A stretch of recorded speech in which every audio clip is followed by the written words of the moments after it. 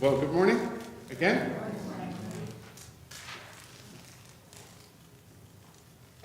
I was wondering about seeing the future.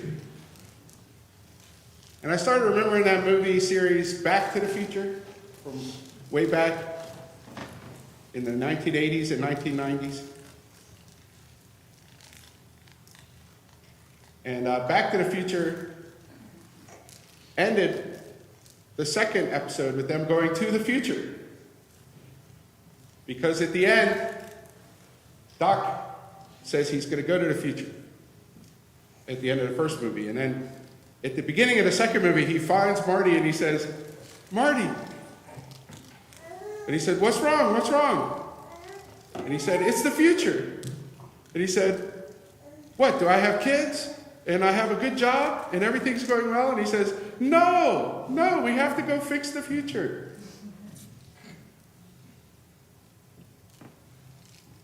I wonder sometimes if following God is like that.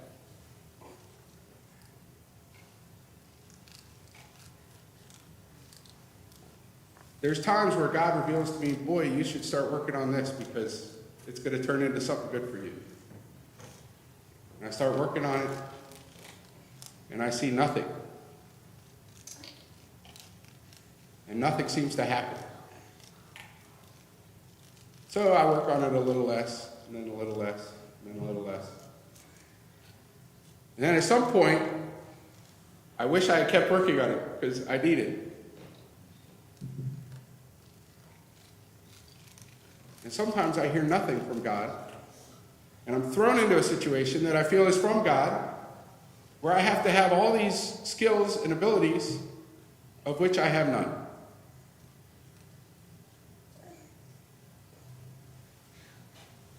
I feel like parenting has been like that. I remember when our first child was born, and I was out in the SUV trying to put that car seat into the seat and trying to make sure that I had the buckle buckled on it, and I couldn't get it to buckle, and I was like, I'm going to kill our daughter before she's even a week old. One of the hospital staff saw me struggling and came out and said, "I've helped. This must be a new child for you." I said, "Yes." They said, "Let me show you how to put the seat in." It was a very great help.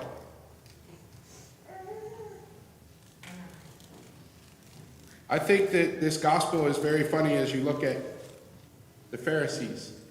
And you look at the people trying to figure out, is Jesus from God? If he healed a blind man, is he from God? They're not supposed to work on the Sabbath, right?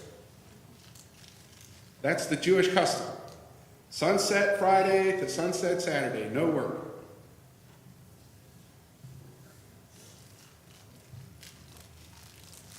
Seemed like they did a lot of work trying to disprove Jesus.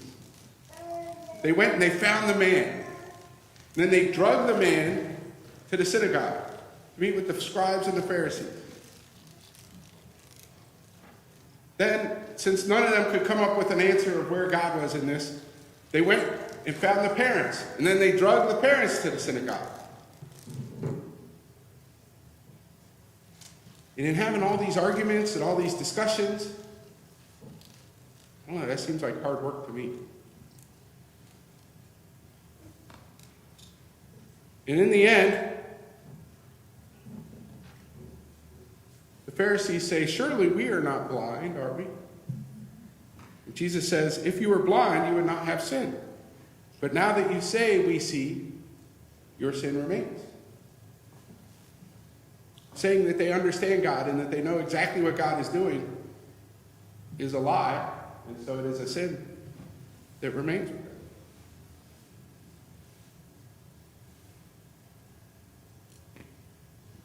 I was just wondering about Jesus healing these blind people throughout Scriptures. I would imagine if I was a disciple, I'd be trying to figure it out, right? He's going to ask us to do this at some point, so let's pay attention. Let's see what he does. So this blind man, Jesus spits into the dirt and makes mud. And rubs it all over his eyes and says, go to the pool of Siloam, which means sent. So I'm writing down lots of spit. Mud. Pool of Siloam. Okay, got it. Next time they're at the pool of Bethsaida. They're like, okay, pool again. Jesus said, see. And the guy, his eyes are wide open. No spit, no pool. Just suddenly, yeah, you can see. You got it. Okay. This time I just talk. Okay. Scribble out the spit. Scribble out the pool. The next time, Jesus takes a blind person and walks out of the village with him. Spits in his eyeballs. Sorry if you just ate. Spits in his eyeballs and says, can you see? He said, I can see people moving around, but they look like trees.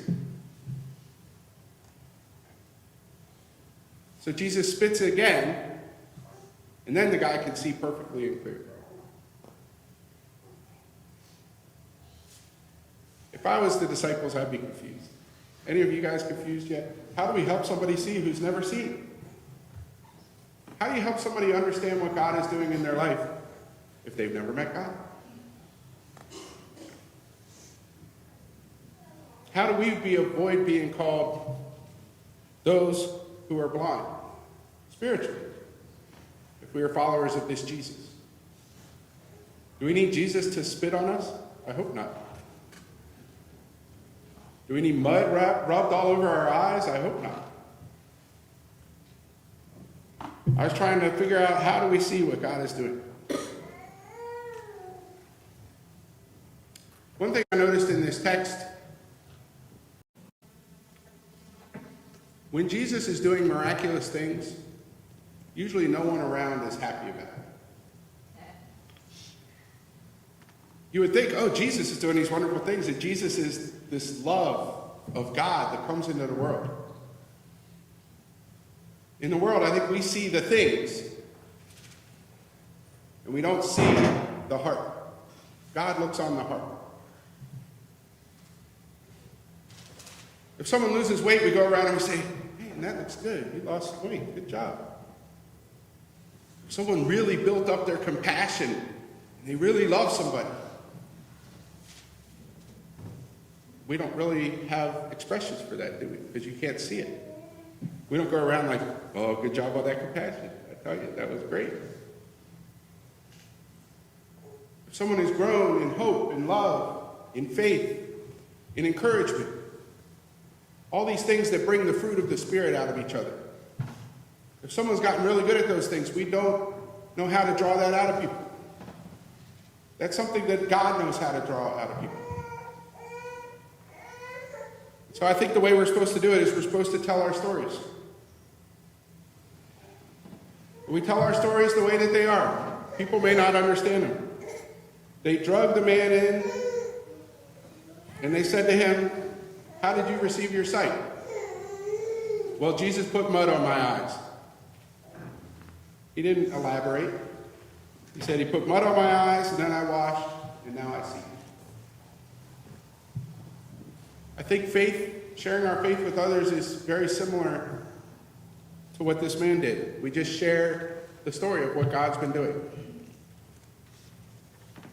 After we're here at Rise Against Hunger this Saturday, we could share what a great experience it was.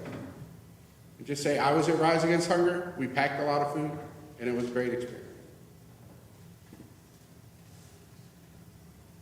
I think, I don't know about you, but I like to embellish. Anybody ever notice that about me? Yes? I love how Deb just speaks it. Thank you, Deb. Yeah. So if God gave us a simple tale to tell, we should tell it simply, and then ask people where they've seen God in their life, and give them the space to tell it awkwardly and simply. Deb, since you laughed at me, I'm going to laugh at you a little bit. One of the first classes we did here was about prayer when I first got here to start being the pastor here at this church. And it wasn't about telling people, oh, you don't know how to pray, boo on you. It's more about what is prayer and what can we discover about prayer and what can we learn from each other about prayer. And the class was called Growing Deep in God, and it was really about how can we get deeper with God. And I remember the first class, Deb said, what did you say? I don't like to pray out loud. Yep, that's exactly what you said. And so we started challenging each other on that, didn't we? And by the end of the class, you didn't like to pray out loud, right? And that was fine. We just decided that praying thoughtfully and carefully and writing it all out first is just as good as praying spontaneously. But we also discovered that praying simply and praying awkwardly was still a good prayer. There wasn't anything special and magical about having the right formula.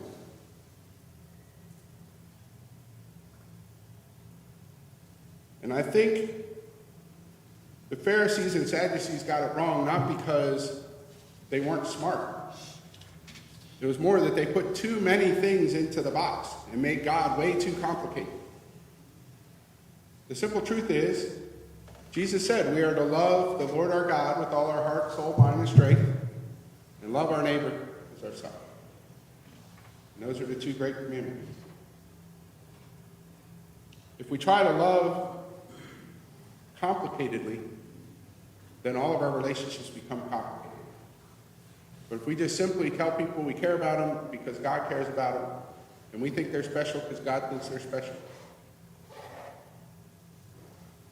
we can watch God show up in their lives, and we can see what it is God does to transform them.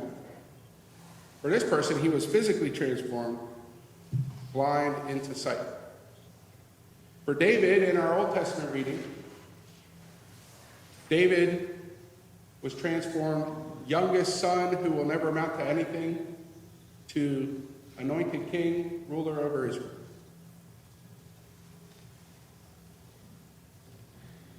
And for David, it didn't look good either. David was years hiding in caves, hiding with the enemies of Israel, with the Philistines, before he ever became king. In fact, he would sing songs for the king to calm the king down, and the king would throw spears at him. It's probably hard to imagine yourself anointed king. And here you are hiding in caves, hiding with the enemies, and having spears thrown at your head. God may open your eyes today. God may open my eyes today to something I have never seen or that you have never seen. And I think that when God opens your eyes, there could be some type of an expression that you bring to the world that we've never had, that lets somebody else know who God is. And so I wonder what that might be for you, what that might be for me in this week to come.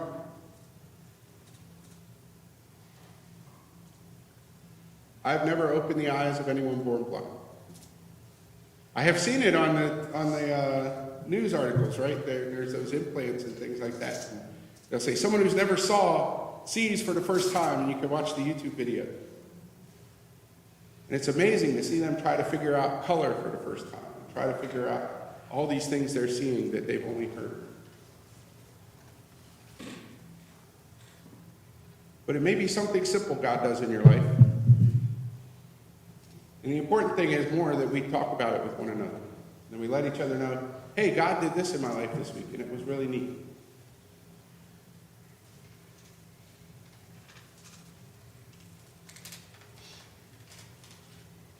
I'm kind of glad that God doesn't have to rub spit all over my eyes for me to see.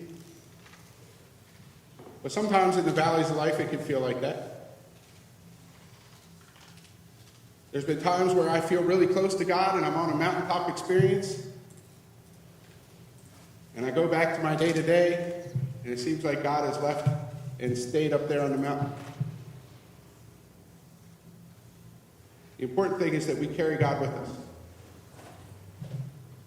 Just as this blind man can now see, it just tells people how it happened, we can tell people about what God has done in our life and tell people about how it happened. In Jesus' name, amen. Amen.